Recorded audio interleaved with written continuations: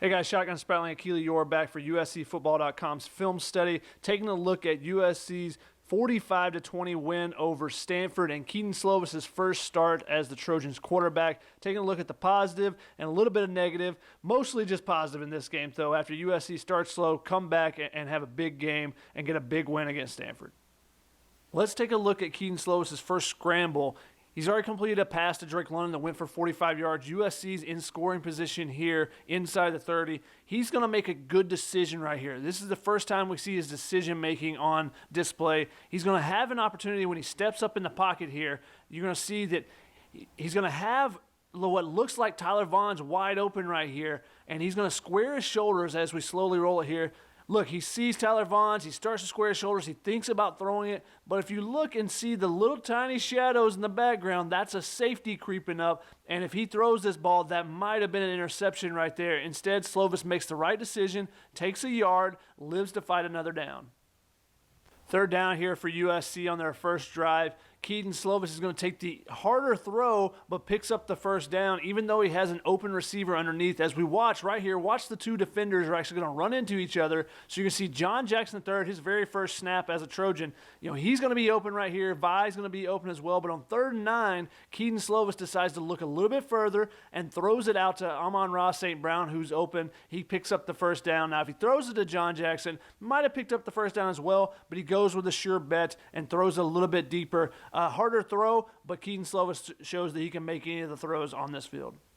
Stanford's first drive of the game, they're able to attack USC on the edges and also with the screen game, which is something that USC still struggled with. They struggled against Fresno State, didn't really clean it up too much against Stanford. Well, watch here, the defensive line gets too much penetration, and we're going to see there's 3 defensive linemen up front have already gone past the offensive line, leaving a ton of blockers out front. And now you got man-on-man, man-on-man, man-on-man. You're going to have man-on-man here, and you have an extra blocker to come pick up the backside safety. There's a blocker for everyone unless someone chases this down from behind, which doesn't happen, or beats a block, which doesn't happen. You're going to get a touchdown out of this, which is exactly what happens for Stanford on this one. USC's still got to clean some things up in the screen game, and we'll see if BYU tries to attack with that as well.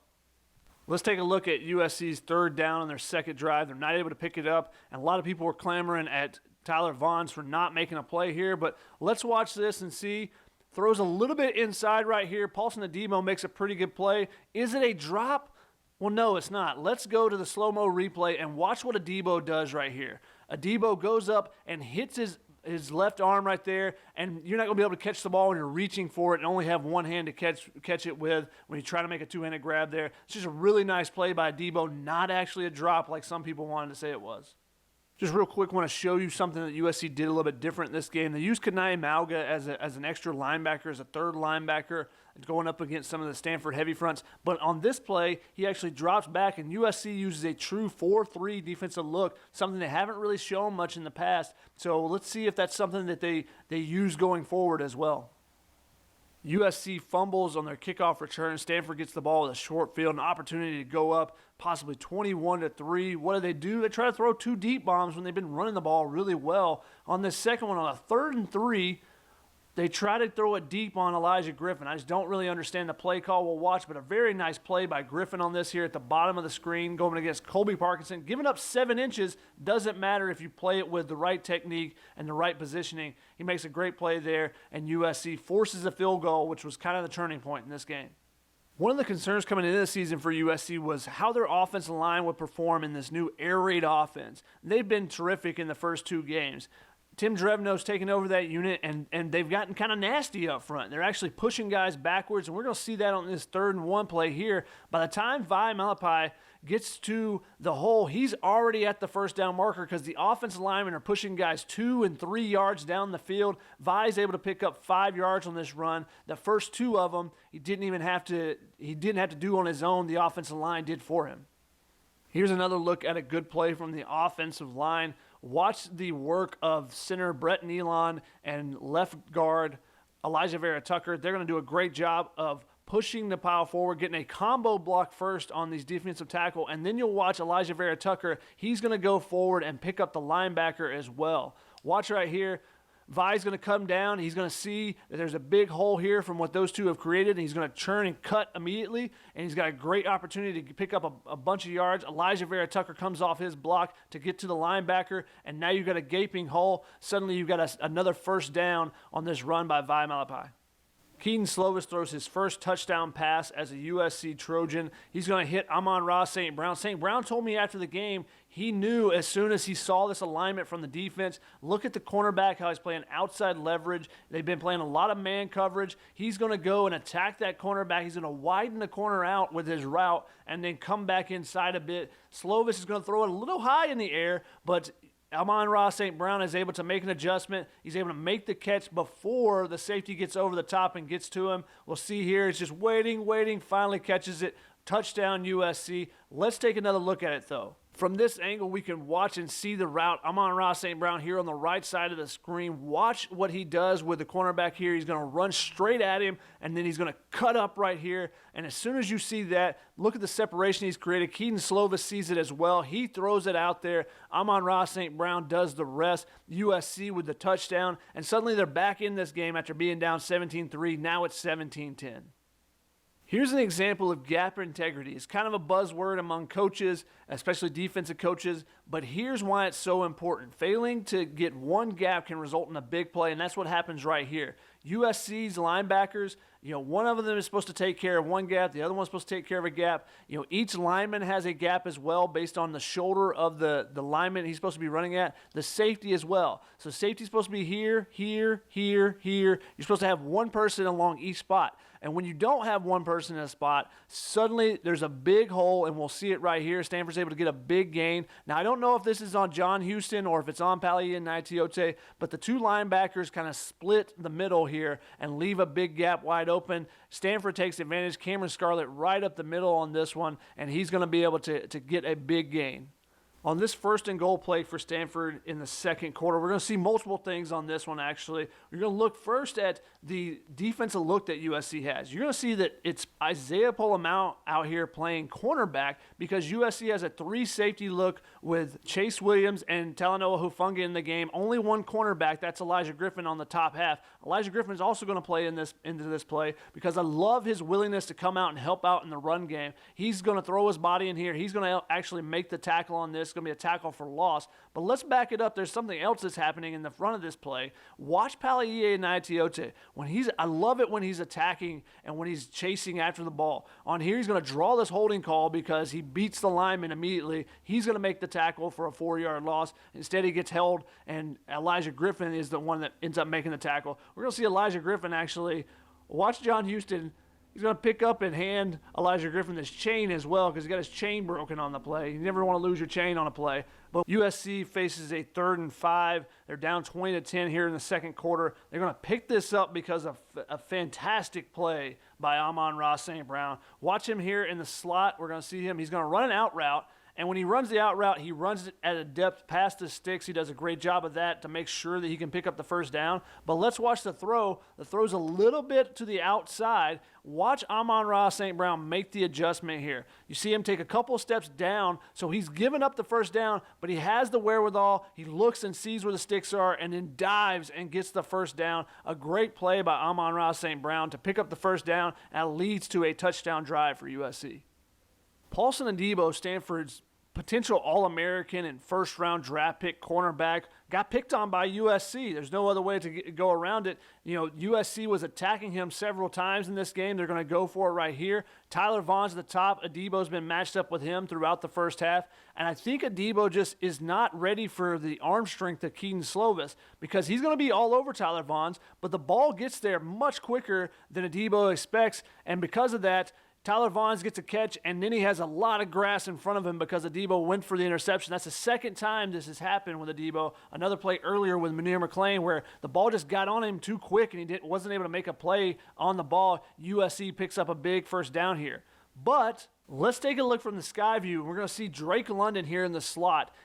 Stanford's in man coverage, but his man in front of him is actually going to take the running back. So Drake London is going to be covered by a safety over here on the top, and he's going to be wide open. But watch, instead of just running straight down the field and let that safety come over, he starts widening out his route, and we're going to see this is a classic run-to-grass scenario in this USC offense. Watch him just straight up the field to start with, but then he's going to see that who's defending him and start widening his out. So Keaton Slovis could have thrown this ball here as well, and it probably would have picked up about the same amount of yards by the time the safety gets over with the run after catch that Tyler Vaughns has. But that's something that Drake London may go back to the quarterback and say, hey, look, I was open on this. Let's look for this on future plays.